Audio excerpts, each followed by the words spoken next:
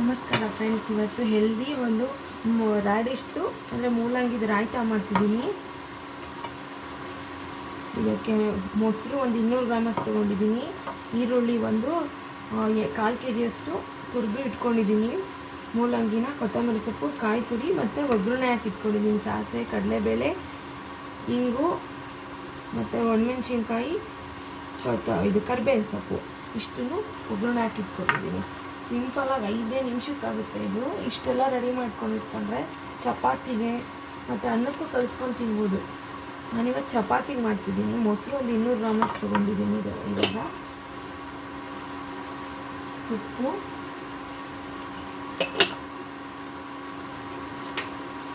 ಮತ್ತು ನಾನು ಸ್ವಲ್ಪ ಜೀರಿಗೆನೂ ಸಹ ಸೇರಿಸ್ತೀನಿ. ಒಂದು ಸ್ಪೂನಷ್ಟು ಜೀರಿಗೆ,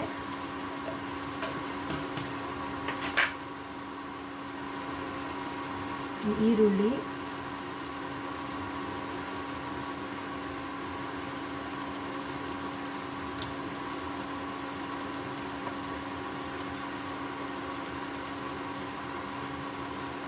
ಎಲ್ಲ ಕೈಲೇ ಮಿಕ್ಸ್ ಮಾಡಿಕೊಂಡ್ರೆ ಒಳ್ಳೆಯದು. ಒಂದು ಕ್ಲೀನಾಗಿ ಬ್ಲೆಂಡ್ ಆಗುತ್ತೆ.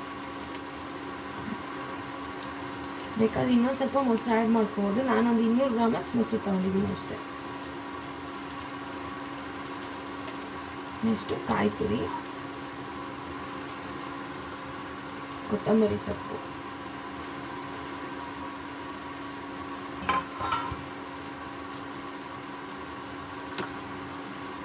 ಹೆಂಡು ಒಗ್ಗರಣೆ ಇಟ್ಕೊಂಡಿರೋದನ್ನು ಎಲ್ಲನೂ ಮಿಕ್ಸ್ ಮಾಡ್ಕೊತಿದ್ದೀನಿ.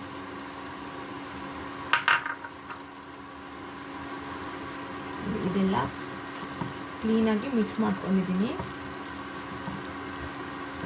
ಉಪ್ಪು ಬೇಕು, ನಿಮ್ಮ ಅಳತೆ ತಕ್ಕ ಉಪ್ಪು ಹಾಕ್ಕೋಬೋದು. ಇದು ಮೋಷನ್ ಪ್ರಾಬ್ಲಮ್ ಇರೋರಿಗೆ ಪ್ರತಿದಿನ ಇದೊಂದು ಬಟ್ಲು ಈ ಥರ ಮಾಡ್ಕೊಂಡು ತಿಂತ ಬಂದರೆ ಕ್ಲೀನಾಗಿ ಈ ಮೋಷನ್ ಪ್ರಾಬ್ಲಮ್ ಸಾಲ್ವ್ ಆಗುತ್ತೆ. ಇದು ನಾವು ಮಾಡಿ ನೋಡಿರೋದಕ್ಕೆ ಹೇಳ್ತಿರೋದು. ಆಯಿತು, ರುಚಿಯಾದ ಹೆಲ್ತಿಯಾದ ರಾಯ್ತ. ನೆಕ್ಸ್ಟ್ ಇದೇ ಥರ ಕುಕ್ಕುಂಬರ್ದು ಮಾಡ್ಬೋದು, ಸೌತೆಕಾಯ್ದು. ನೆಕ್ಸ್ಟ್ ರೆಸಿಪಿಯಲ್ಲಿ ತೋರಿಸ್ತೀನಿ. Thank you for watching my channel.